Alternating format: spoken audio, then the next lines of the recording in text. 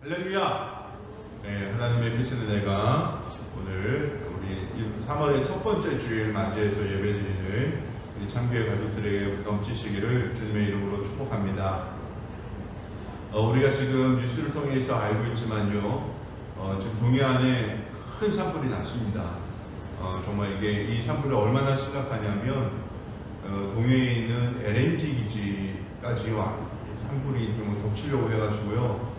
굉장히 지금 위협적입니다. 만에 하나라도 이 LNG 기지가 이게 좀 거기에 타게 되면요, 핵폭탄 이상의 그런 충격이 있습니다. 그러니까 절대로 여기가 좀 퍼지면 안 돼요. 여러분, 산불이 잘 진화될 수 있도록 기도해 주시고요. 그리고 또 이제 울진에 있는 핵발전소도 이제 아주 위험한 상황에 놓일 뻔했습니다. 여기 지금 이런데 절대로 화재가 나면 안 되는 구역들입니다. 정말. 이 산불이 빨리 진화가 되고 또 이 일로 집을 잃은 이재민들 좀 잘 보호될 수 있도록 기도해 주시고요. 또 우리가 기회가 다 닿는 대로 이재민을 위해서 우리가 헌금도 하고 마음을 모으는 시간을 가지면 좋을 것 같아요. 여러분, 사람이 살아가는데 어느 정도의 공간이 필요할까요? 그냥 우리가 먹고 자는데 집 한 채 그 정도 있으면 되겠지만 사람에게 필요한 공간 그것만은 아니잖아요. 활동할 수 있는 영역이 좀 있어야 합니다. 여러분, 호랑이 같은 경우는요, 야생 수컷 호랑이 한 마리가 이게 다니는 활동 반경이 어느 정도 되는지 아세요? 어느 정도 될 것 같아요? 호랑이 한 마리. 한번 생각해 보셨나요? 수컷 호랑이 한 마리가요, 누비는 삶의 영역이요, 1000제곱킬로미터 정도 된다고 합니다. 1000제곱킬로미터. 이게 우리 한 번도 훨씬 더 넓은 데로 호랑이 한 마리가 왔다 갔다 한대요. 암컷 호랑이는 우리 남한 정도, 대한민국 정도 되는 영역을 자기 활동 반경으로 삼는다고 합니다. 굉장히 크죠. 물론 사람은 그보다 좀 작긴 한데요. 사람은 하는 일에 따라서 활동 반경이 좀 달라요. 필요한 공간이 달라요. 만약에 내가 농부다 그러면은 어느 정도의 공간이 필요할까요? 농사를 지을 수 있는 이 땅대기가 있으면 돼요. 그러면 또 만약 이 사람이 약초꾼이다, 산에서 약초를 캐는 사람이다 그러면은 어느 정도의 공간이 필요할까요? 이 사람한테는 깊고 울창한 산이 있으면 돼요. 숲이 있으면 돼요. 만약에 내가 선생님이라면 어느 공간이 필요할까요? 선생님이라면 교실이 필요하겠죠. 그리고 운동선수, 내가 만약에 축구선수다 그러면 이 사람한테 어느 공간이 필요할까요? 그렇죠. 축구를 할 수 있는 그런 운동장이 있으면 돼요. 그러면 여러분 한번 여기서 문제를 내볼게요. 유목민한테는 어느 정도의 공간이 필요할까요? 유목민. 베두인들 보잖아요. 우리 중동에 가면은 베두인들 보면요, 이 사람들은 국경이 없이 움직입니다. 그러니까 사우디아라비아도 살았다가 요르단에도 갔다가 아니면 이집트도 왔다 갔다 해요. 그러니까 이 유목민들에게는 엄청나게 넓은 공간이 좀 필요해요. 왜 그러냐면은 이 짐승을 키우기 때문이죠. 그래서 아주 넓은 땅이 필요합니다. 오늘 본문 말씀 보면요, 이 야곱이 어디로? 가나안으로 돌아오니까 여기에 이 가나안에 살던 형 에서가 이제 가나안을 떠나서 에돔 땅으로 옮겨가는 과정, 그리고 이 에서의 족보를 이 창세기 36장이 소개를 하고 있습니다. 우리 그 창세기에는 족보가 굉장히 많이, 물론 구약 성경 전체를 보면 족보가 많이 좀 등장을 하는데요. 창세기에 등장하는 족보를 보면요, 꼭 선민의 족보만 등장하지는 않고요, 좀 이방 사람의 족보도 많이 등장을 해요. 근데 이 선민과 이방인의 족보를 다 기록해 놓고 있는 이유는요, 이 사람들이 모두 다 훗날 이스라엘 역사 아주 밀접한 관계가 있기 때문에 다 여러 족속의 족보들이 다 기록이 되어 있습니다.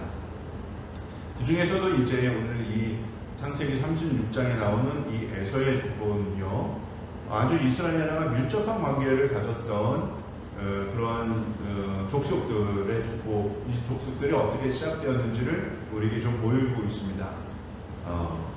여러분 생각을 해보세요. 이 에서하고 야곱의 부모는 누구죠? 누구예요? 사모님. 에서와 야곱의 부모는 누구죠?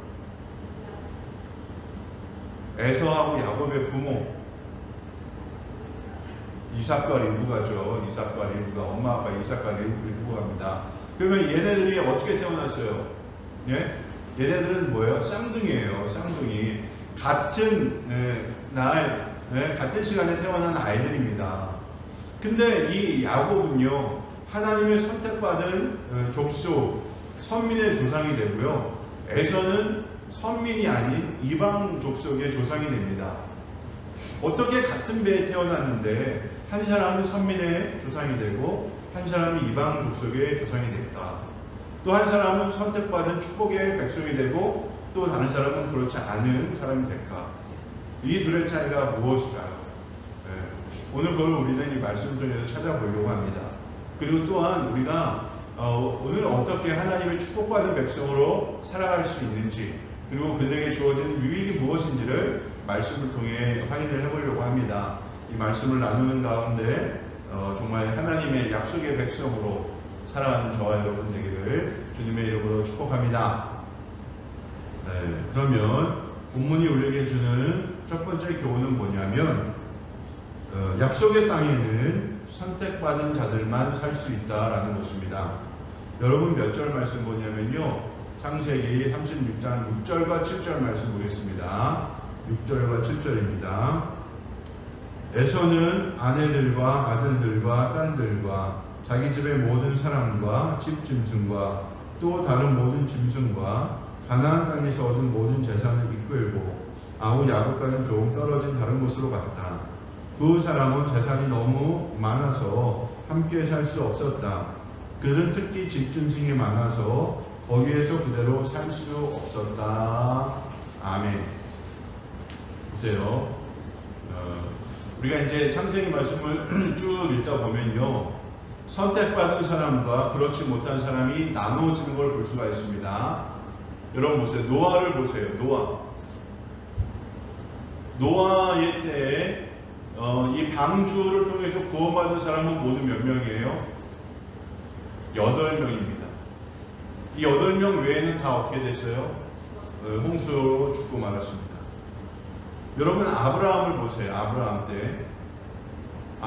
때 아브라함은 조카 롯과 함께 이 가나안에 왔는데 조카 롯은 어떻게 했어요? 결국 아브라함을 떠나서 소돔으로 갔다가 거기 돌시가 멸망하는 바람에 겨우 몸만 건지고 나와서 자기 딸들을 통해서 모압과 암몬을 얻고 말게 됩니다. 아브라함과 롯이 헤어졌어요.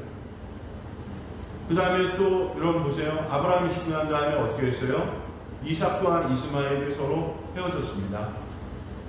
그리고 오늘 본문 말씀에서는 이렇게 에서와 야곱이 헤어지고 있습니다. 결국 뭐예요? 하나님의 선택받은 백성하고요, 그렇지 못한 사람하고는 영원히 함께 살 수 없다라는 걸 우리에게 보여주고 있습니다.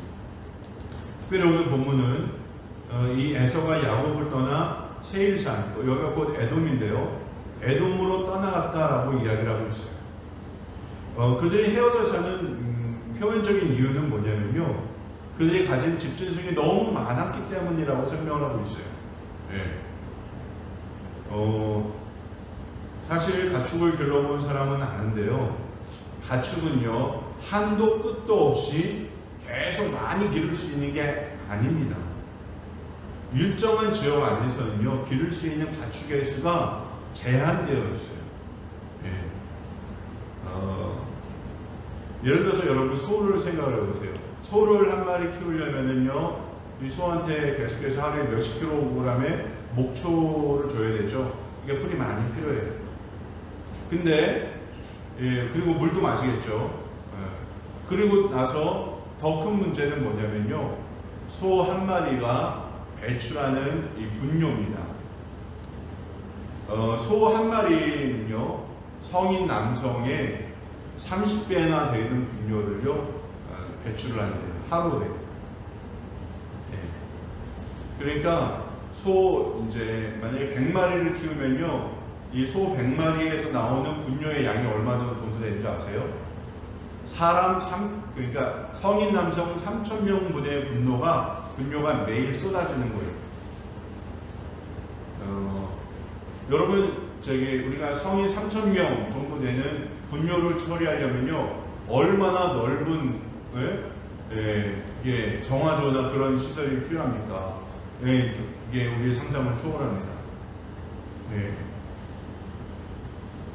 그런데 만약에 소나 이런 짐승들에게서 나오는 분뇨가 제대로 처리가 되지 않으면 어떻게 될까요? 이것이 그대로 이제 땅으로 이걸 배출을 하고, 이 분뇨가 어떻게 지하로 흘러들어서 지하수를 오염시키거나, 또 사람이 마시는 이 물을 식수원을 오염시키게 되면요, 이 물에 인성분이 들어가게 되면 어떤 일이 생기냐면요, 여러분 잘 들으세요.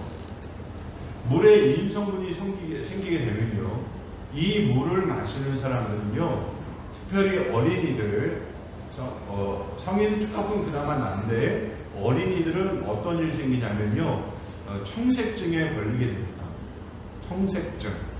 그래서 이 청색증에 걸리게 되면요, 사람의 세포가 산소를 받아들이질 못해요. 그러니까 숨을 쉬어도요, 내 세포가 산소를 받아들이지 못하기 때문에 어떻게 되냐면, 청색증에 걸린 아이들은 온몸이 파랗게 변해요. 그래서 숨 쉬는 채로 질식사에서 죽게 됩니다. 그리고 이 청색증은요, 고칠 수 있는 방법도 없어요. 그러니까 안 걸리는 게 중요해요. 근데 이런 게 어떻게 생긴다고요? 분뇨로 땅이 오염이 되면 이런 질병에 걸리기가 쉬워집니다. 그러니까 여러분, 지금 이 야곱도 그렇지만 에서도 이 많은 집짐승을 키우게 되면 어떻게 돼요?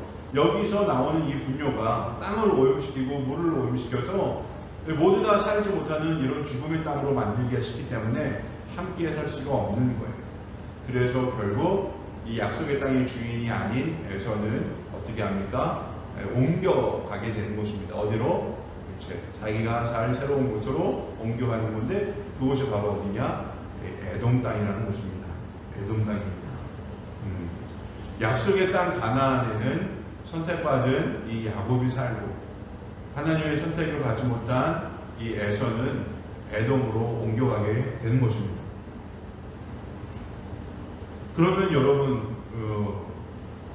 이 에서와 야곱은 한 부모에서 쌍둥이로 태어났는데 왜 이 야곱만 선택을 받고 에서는 선택을 받지 못했을까? 왜 그랬을까? 우리 생각을 해볼 수 있잖아요. 근데 이거는 이 선택의 문제는요, 솔직히 우리의 영역에 속한 게 아니라 하나님의 영역에 속했기 때문에 우리가 뭐라고 할 수는 없어요. 그런데 우리가 이제 말씀을 읽다 보면요, 선택받은 사람 이 야곱하고요, 선택받지 못한 이 에서하고는요, 엄청난 차이가 있는 것을 하나를 발견하게 됩니다. 그게 뭐냐면요, 야곱은요, 어찌되었든지 그는요, 가는 곳마다 하나님께 뭘 했어요? 제단을 쌓고 하나님께 예배를 드렸어요. 그가 하나님을 만난 곳 어디에서? 베델에서 제단을 쌓고 하나님께 예배를 드렸죠. 그리고 또 가나안으로 돌아와서 거기서 하나님께 예배를 드렸죠. 하나님 원하시지 않는 정도, 또 이제 베델로 가서 거기서 예배를 드렸죠. 이렇게 야곱은 자기가 다니는 곳마다 하나님께 제단을 쌓고 예배를 드렸어요. 그런데요, 여러분, 우리가 성경을 봐서 알지만 에서는요, 어느 곳에서도 하나님께 예배를 드렸다는 얘기가 단 한 번도 나오지 않아요. 이삭이 제사를 드렸다, 아브라함이 제사를 드렸다, 야곱이 제사를 드렸다, 이런 얘기는 있는데, 에서가 하나님께 제사를 드리고 예배를 드렸다는 기록은요, 성경에 나타나지 않아요. 이 얘기가 뭘 얘기를 해주냐? 야곱은 뭐예요? 하나님을 예배하는 자였다는 거예요. 근데 에서는 뭐예요? 하나님을 예배하지 않는 사람이었어요.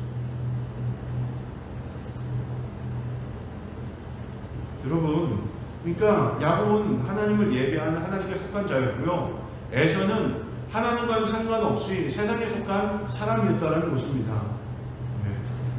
단적으로 말해서요, 하나님께 예배하는 자가요, 하나님께 속한 자예요. 여러분, 우리가 지금 온라인이냐 오프라인이냐, 시간과 뭐 장소 이런 것보다 더 중요한 게 뭔지 아시죠? 네, 우리가 진심으로 하나님을 예배하느냐 아니냐, 예배하는 자냐 아니냐, 그게 훨씬 더 중요하다라는 것입니다. 여러분, 하나님의 나라는요 아무에게나 주어지는 게 아니에요. 오늘날 세상에 많은 사람이 살아도요 모두 선택받은 백성이 아니에요. 여러분, 아까 제가 노아 얘기를 했는데 노아 시대에 구원받은 사람이 8명입니다. 여러분, 예수님 당시에도 뭐예요? 예수님과 함께 다니면서 수많은 사람들이 기적을 경험했고요, 수많은 사람이 예수님이 주신 떡과 이거를 뭐예요? 이거 음식을 먹었고요, 또 수많은 사람이 예수님께 고침을 받았어요. 근데 그 많은 사람들 가운데서 예수님 나님이 죽이라고 돌려준 사람도 있습니다. 모든 사람에게 구원의 기회가 열려 있지만 모든 사람이 구원받는 것은 아니라는 사실을 우리가 알아야 돼요. 복음은 모든 사람에게 들려줘야 하는데요, 아무나 믿는 것은 아닙니다. 그래서 우리가 하나님 나라의 백성이 되고요, 하나님의 자녀가 되었다는 것은요 굉장히 큰 축복이라는 것을 우리가 알아야 합니다. 네, 그러면 하나님의 택함은요 선택받은 자에게 주어지는데요, 그럼 우리가 선택받았다는 것을 무엇으로 아느냐? 내가 정말 선택받은 사람인가요? 내가 구원받은 사람인가요? 막 이런 의심의 생각이 들잖아요. 근데 내가 구원받은 사람이냐 아니냐를 정하는 제가 이제 원칙을 좀 말씀해 드릴 테니까 한번 생각을 해보세요. 첫 번째, 구원받은 사람은요 예수님이 나의 구원자이심이 믿어지고요, 그리고 가슴속에 천국에 대한 소망을 가지고 살아요. 이 세상을 바라보는 것보다 하늘나라를 바라보는 것이 많아. 이게 구원받는 사람의 첫 번째 특징입니다.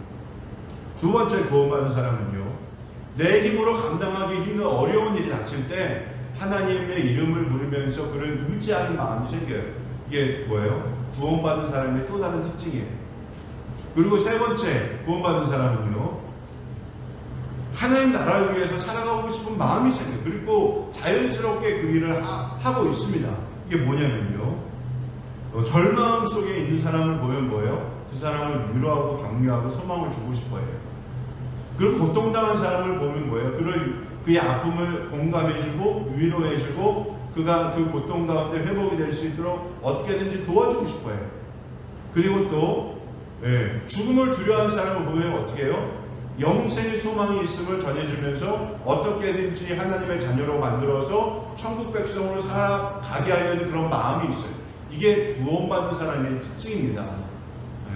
그러니까 내가 이 세 가지 중에 하나라도 해당이 되면요 나는 구원받은 사람, 하나님의 자녀로 부름을 받았다는 걸요 조금 더 의심할 필요가 없어요. 그래서 여러분, 우리가 이 세상에 속한 자가 아니라 하나님 나라에 속한 자라는 것을 아는 것이요 너무나도 중요합니다.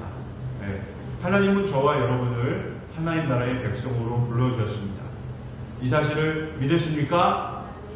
이 사실을 믿고 확신하면서 하나님 나라 백성으로 담대하게 살아가는 저와 여러분이 되기를 주님의 이름으로 축복합니다.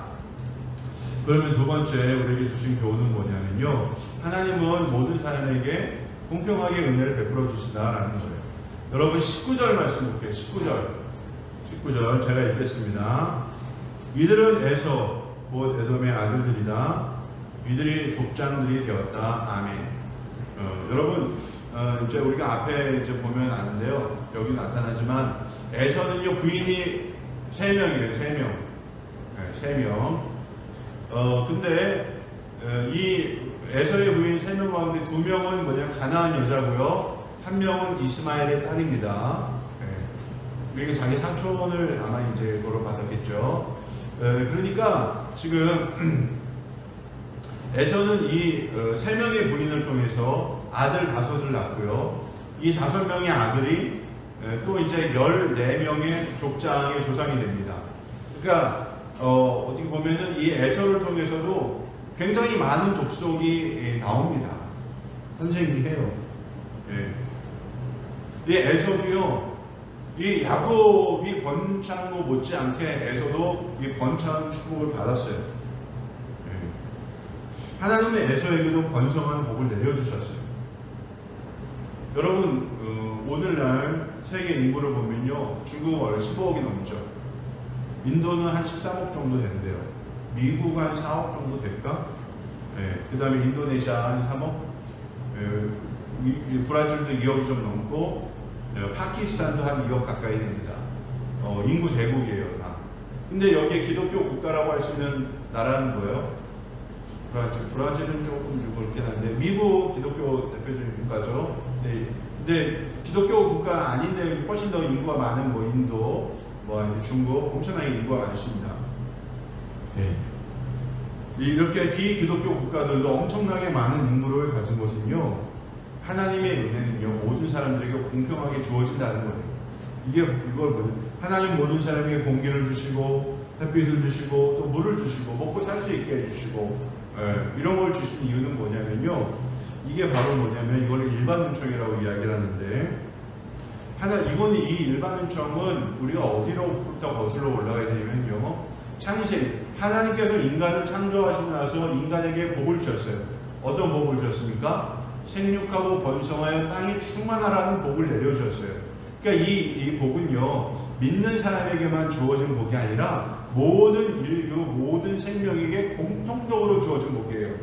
예, 그러니까 이 일반 은총의 은혜가 우리뿐만 아니라 모든 인류, 모든 사람에게 주어졌기 때문에 이런 나라들 뭐 여건에 맞으면 이렇게 엄청난 인구가 가진 많은 나라로 이렇게 성장하는 게 뭐 이게 비성경적이거나 그런 게 아니에요. 도리어 우리는 이걸 통해서 하나님의 공평하신 은혜를 생각을 해볼 수가 있습니다. 창조주 하나님은 인종과 종족을 차별하지 않고 모두에게 골고루 은혜를 베풀어 주셨어요. 비록 예수는 지금 믿지 않지만, 또 하나님은 알지를 못하지만 그들에게도 동일한 은혜를 베풀어 주셔서 장차 하나님을 믿고 예수님을 영접할 수 있도록 하나님 그들에게 복을 내려 주신 것입니다. 예. 이것이 바로 하나님의 은혜와 자비입니다. 예. 더군다나 여기에 있는 저와 여러분은요, 일반 은총에 머물지 않고 예수를 믿고 구원을 받는 특별한 은총까지 입었어요. 여러분, 지구상에 살아가는 수십억의 인류 가운데에서 예수 그리스도를 믿고 구원받은 백성이 될 뿐만 아니라 자유롭게 예수를 믿을 수 있는 그런 환경 속에서 살아가는 것은요, 엄청난 복이 아닐 수 없습니다. 이게 진짜 놀라운 은혜입니다. 여러분, 우리가 살아가는 이 땅에 대해서 좀 감사할 필요가 있어요. 아까도 제가 이제 뭐 광고 시간에 뭐 울진 또는 또 우리 삼척 뭐 이제 또 동해 여기서 기도해달라고 많이 좀 여러분들이 부탁을 드렸는데요. 정말 하나님 우리에게 주신 것들을 잘 바꾸면서 우리가 살아갈 필요가 있습니다. 그리고 우리가 정말 하나님 우리에게 이렇게 아름다운 환경에서 살아갈 수 있는 거로 우리가 감사하는 마음을 가져요. 이게 얼마나 소중할지 모릅니다. 하나님이 베풀어 주신 이런 은총에 대해서 소중함에 감사하지 않으면요, 어떤 일이 벌어지냐면 굉장히 끔찍한 일이 벌어지게 되겠습니다. 여러분 몇 절 말씀 보면요, 31절 말씀 보세요. 이게 오늘 본문 중에 세 번째 교훈이 뭐냐면요, 하나님을 떠난 백성은 무질서와 혼란 가운데 살아간다는 교훈을 주고 있는데요. 31절 볼게요. 31절 시작. 이스라엘의 왕이 아직 없을 때 다음과 같은 왕들이 차례로 에돔 땅을 다스렸다. 여러분 지금 제가 이제 31절 읽었으니까 32절부터 에돔 땅을 다스렸던 왕에 대해서 한번 얘기해 테니까 여러분 몇 명인지 한번 해보세요. 그리고 수도가 몇 번 바뀌었는지 한번 해보세요. 32절. 부올의 아들 벨라가 에돔의 왕이 되었다. 그의 도성의 이름은 딘하바이다. 벨라가 죽으니 보스라 사람 세라의 아들 요밥이 그의 뒤를 이어서 왕이 되었다. 요밥이 죽으니 대만 사람의 땅에서 온 후삼이 그의 뒤를 이어서 왕이 되었다. 후삼이 죽으니 부닷의 아들 모압 골반에서 미디안 사람을 친 하닷이 그의 뒤를 이어서 왕이 되었다. 그의 조성의 이름은 아비디다. 하닷이 죽으니 마스레가 출신 삼라가 그의 뒤를 이어서 왕이 되었다. 삼라가 죽으니 유프라데스 강가에 살던 루오버 사람 사울이 그의 뒤를 이어서 왕이 되었다. 사울이 죽으니 악볼의 아들 바알 하나니 그의 뒤를 악볼의 아들 바알 하나니 죽으니 그의 뒤를 이어서 하닷이 왕이 되었다. 그의 도성의 이름은 바울이다. 여러분 여기 지금 왕이 몇 명 등장했나요? 8명 등장했죠. 그리고 수도가 몇 개가 등장을 합니까? 3개가 등장을 하죠. 예. 수도는 3번 바뀌고 왕은 8번 바뀌었습니다. 근데 왜 제가 여러분한테 이런 얘기를 드렸냐면요. 지금 이 요 왕의 계보를 보면요. 한 가지 특징이 있어요. 왕이 자기 아들한테 왕위를 물려준 사람이 있나요? 한 사람도 없어요. 다 당대에서 끝나고요. 어디 엉뚱한 데서 온 사람이 왕이 됐어요. 그러니까 왕이 되는 게 뭐 누가 왕이 됐어요? 쉽게 얘기해서 무력이 있는 사람, 권력을 잡은 사람이 왕이 됐어요. 힘센 놈이 왕이 된 거예요. 그러면 요게 그리고 수도도 3번 바뀌었어요. 여러분 이게 얘기해 주는 게 뭡니까? 이 왕이 세워지는데 엄청난 투쟁과 싸움이 있었다는 거예요. 그러니까 왕이 자기 후계를 제대로 정하지 못하고 그냥 힘 있는 놈이 다음 왕이 되니까 그 밑에서 사는 사람들이 어떻게 될까요? 굉장히 피곤한 거죠. 그리고 수도도 3번이나 바뀌었어. 여러분 아마 이때 이제 에돔에 사는 사람들은 굉장히 혼란한 그런 가운데 살았을 거예요. 여러분 우리는 지금 대통령제 국가에서 살고 있는데요. 대통령을 우리가 5년마다 선출을 하잖아요. 근데 여러분 대통령이라고 해서 자기 마음대로 통치하는 거 아닙니다. 대통령이 나라를 다스릴 때 뭐에 의해서 다스리게 돼 있어요? 헌법과 그에 준하는 하위법에 의해서 나라를 통치합니다. 아무리 대통령이라고 해도요, 이 법률을 어길 수는 없어요. 만약에 대통령의 통치행위가 법률을 어기게 되면 뭐예요? 헌법을 어기게 되면 그 자체로 탄핵의 원인이 됩니다. 그래서 대통령의 통치는 반드시 헌법에 의해서 이루어져야 돼요. 민주국가에서는. 근데 지금 여기는 뭐예요? 이런 민주국가 아니잖아요. 왕이 자기 마음대로 통치를 할 수가 있어요. 그럼 어떤 일이 생기겠습니까? 엄청난 혼란이 생기는 거죠. 아주 피곤해요. 여러분 지금 우리나라가 대통령 선거 중에 있는데요. 나라가 2개로 완전 쪼개진 것 같아요. 국민들이. 야, 그러면 진짜 이제 하여튼 우리가 3일 후면은 대통령 선거하고 이제 목요일 3월 10일이면 누군가 하여튼 선출이 될 거 아닙니까? 야, 근데 진짜 이렇게 국민들이 2개로 쫙 갈라진 상태에서 대통령이 등장을 하면 이게 어떻게 될까? 이게 참 상대 진영에서 이게 인정을 할까? 막 이런 여러 가지 걱정이 들긴 합니다. 여러분 대통령이 누가 되느냐가 너무 중요하죠. 지금 러시아 같은 경우는요, 푸틴이 한 20년 이상 통치를 했습니다. 20년 이상 러시아를 철권 통치를 하면서 어떤 일이 지금 벌어졌어요? 자기 마음에 안 드니까 그냥 어떻게 했어요? 우크라이나를 2014년도에 침공을 해서 이 크림반도를 빼앗았어요. 그리고 나서 이번에 다시 우크라이나를 다시 재침공해가지고 하여튼 거기 뭐 괴뢰 정보를 세우든지 뭘 하려고 해요. 그러니까 이것 때문에 지금 엄청나게 지금 거기 전쟁이 벌어지고 있지 않습니까? 이게 얼마나 끔찍한 일이 지금 거기서 벌어지고 있냐면요. 거기 체르노빌 핵발전소의 10배 정도 용량을 가진 핵발전소를 차지하려고 거기다 뭐를 했대요? 폭탄 투하고 거기다 포를 쏘면서 뭘 했다는 거, 점령전을 펼쳤다는 거 아닙니까? 여러분 그 핵발전소 맞이 가면 어떻게 돼요? 체르노빌 10배 이상의 핵재앙이 유럽에 벌어지게 됩니다. 그 지구상에 사람이 살 수가 없어요.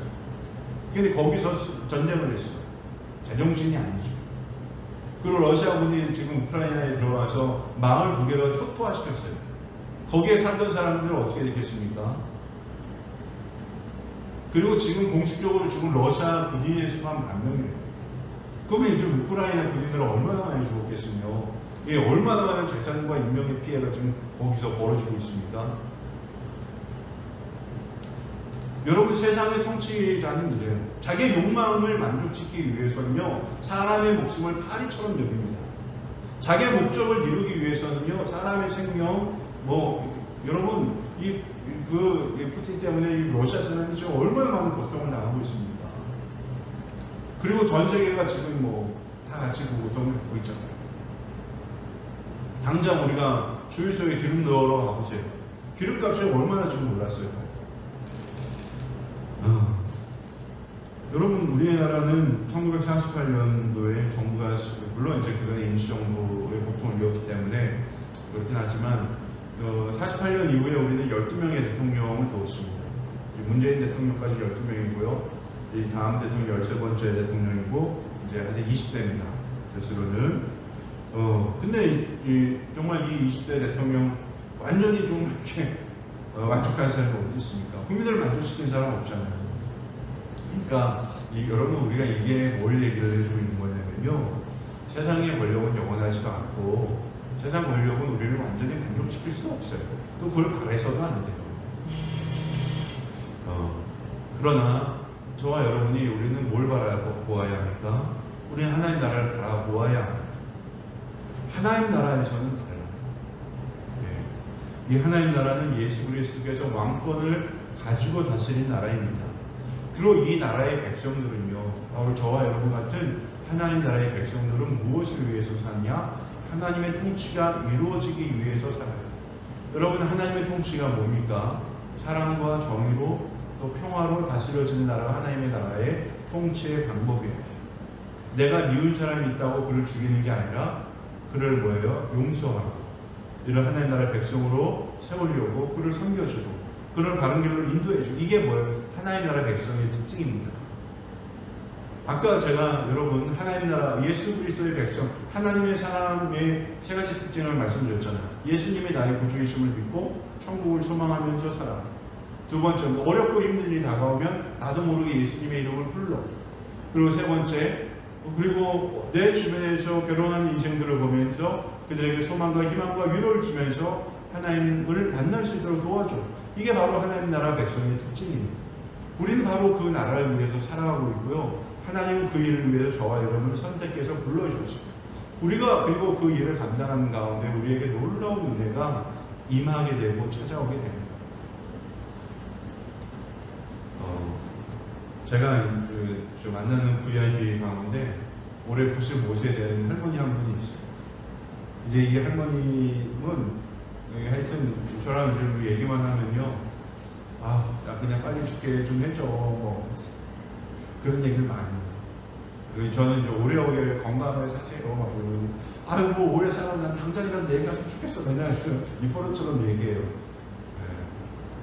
그래서 제가 그러면은 어르신한테 물어봐. 어르신 그러면은 내일 가면은 내일 죽으면 끝이라고 생각을 했어요. 그러면 뭐 끝이지 뭐 그러는 거야. 아니거든요. 우리 어르신 끝이 아니라 우리는 돌아간다고 하잖아요. 우리가 갈 곳이 있어요. 하나님이 우리를 불러주시는 곳으로 우리가 가는데 이왕이면 가실 거면은 우리 여기서 좀 몸도 불편하신데 그렇게 몸도 불편하지도 않고 아픔도 없는 곳에서 영원히 살면 행복하게 살면 좋지 않겠어요? 이렇게 하면서 제 복음을 전하고 있는데요. 제가 이제 뭐 이렇게 뭐 아주 노골적으로 이렇게 복음을 전하지 못하지만 그 어르신에게 말씀을 전하고 복음을 전하면서요. 이게 왜 그러냐면요. 이제 간절함이 있는 거예요. 이분이 언젠가는 죽을 텐데 예수님의 이름을 한 번이라도 들어보고 죽으면 얼마나 좋을까.